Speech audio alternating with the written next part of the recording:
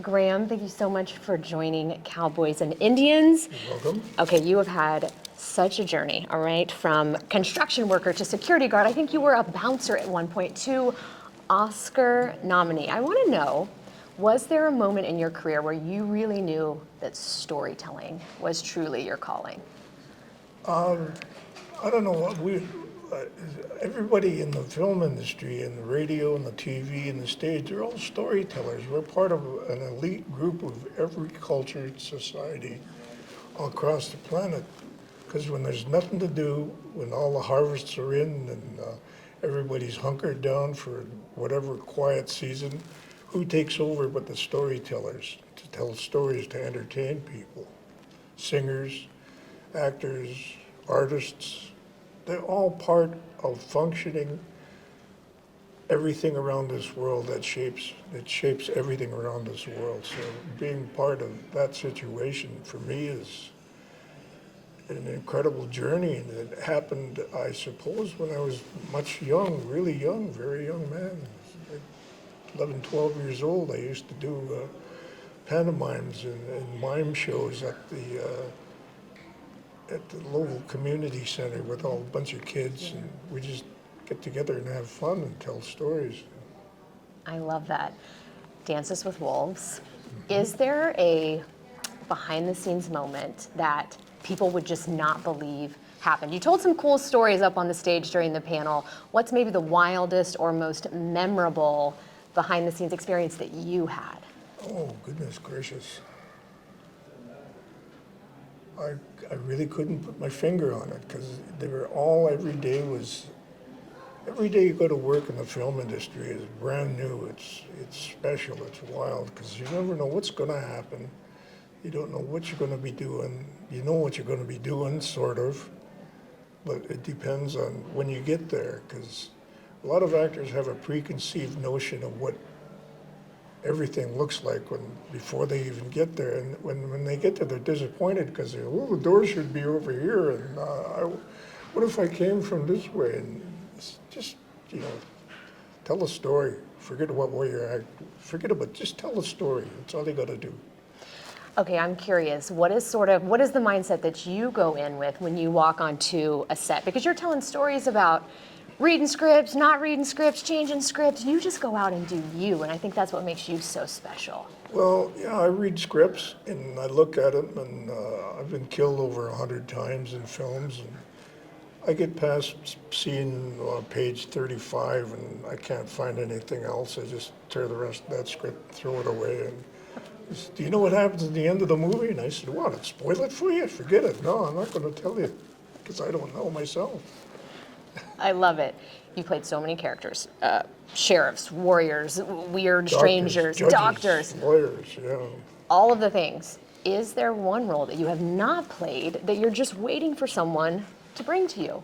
I don't know. I've played them all. I've played New York cops. I played sheriffs out west. I played judges in New York, judges in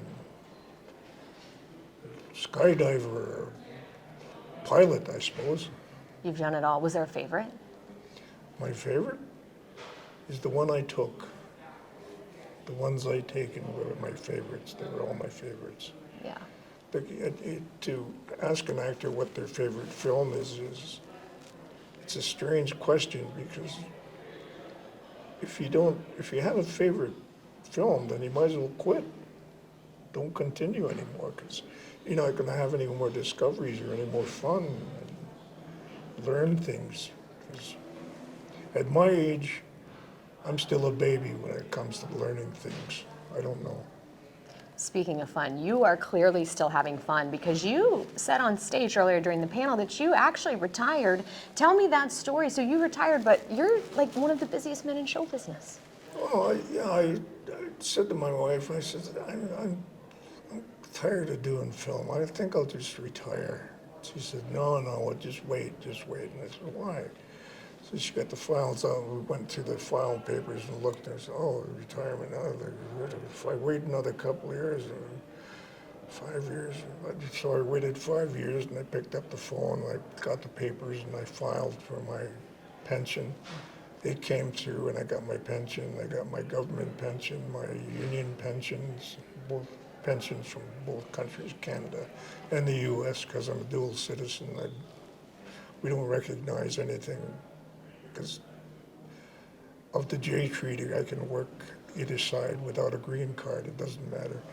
However, once I retired, word got out, and they said, "Oh, we can't, he's not working. Get him, get him, get him." I said, "I should have done this 15 years ago. I would have been working every day." And you are busy. You've portrayed some really powerful Indigenous characters in so many great films and TV shows. What does it mean to be honored by the Cowboy and Western Heritage Museum with this award? Oh, this is mind-blowing. I've got the Order of Canada, which is like a knighthood, perhaps, say, a star on the Walk of Fame in Toronto in Canada.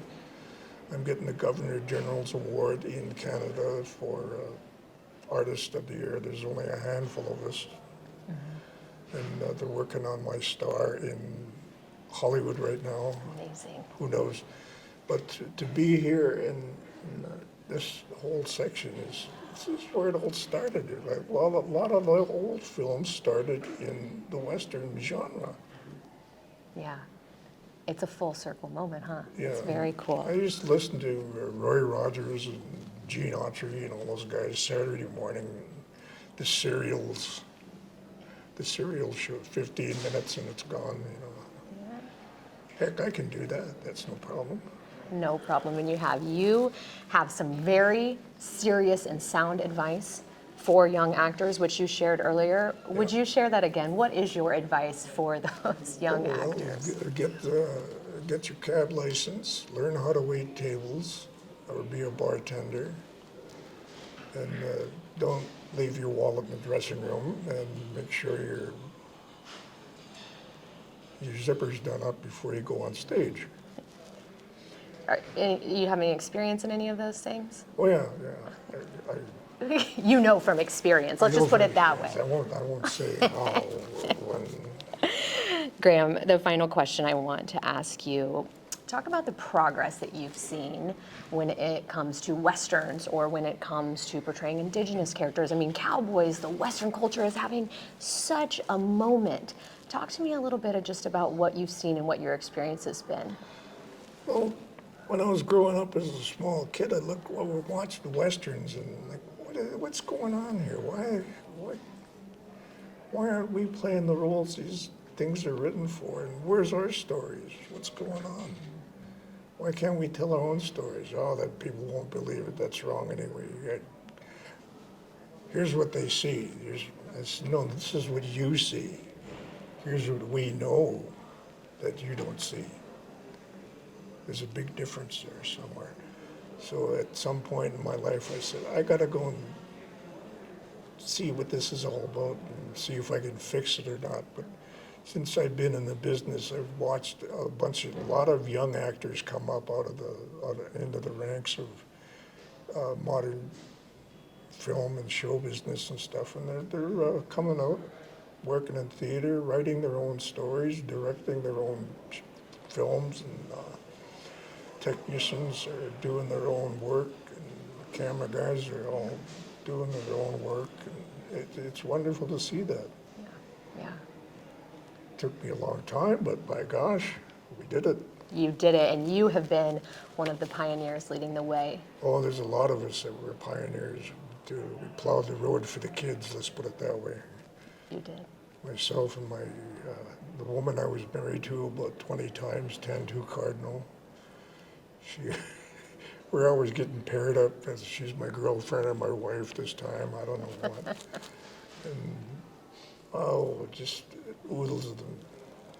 Yeah, it's been amazing. You have had such an incredible career. Congratulations Thank you. on your award, and thank you for joining us on Cowboys and Indians. Thank you, and thank you, because this award is